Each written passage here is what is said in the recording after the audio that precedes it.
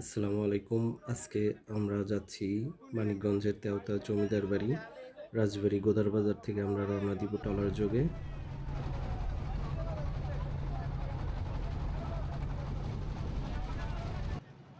2 ঘন্টা ট্রলার চালানোর পরে আমরা আরিচাঘাটে এসে পৌঁছালাম এবং এখান থেকে আমাদেরকে আরেকটু সামনে গিয়ে তেওতা মাজার শরীফের কাছে গিয়ে নোঙর করতে হবে।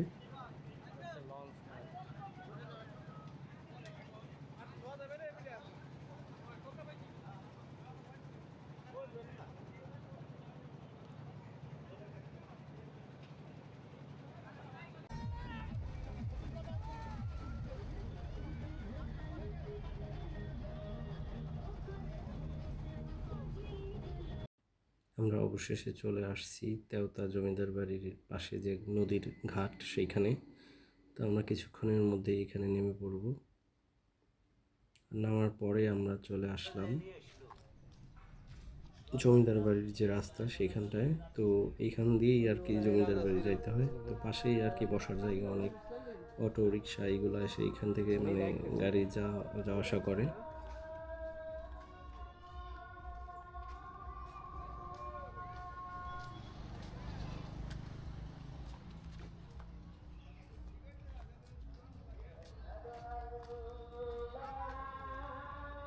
এই হচ্ছে জমিদার বাড়ি, যেটা মূল ফটক সেটা।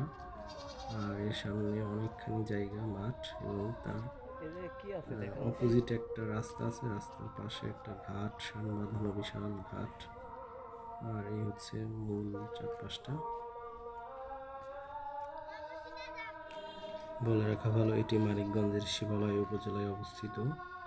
এটা তেওতা ইউনিয়ন পরিষদের পাশেই।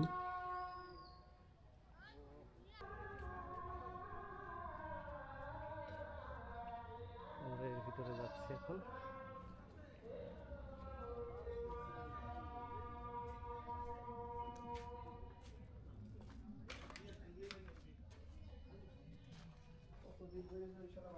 জমিদার বাড়িটি প্রায় 7 একর জমির উপরে এবং এতে মোট 55টি কক্ষ আছে।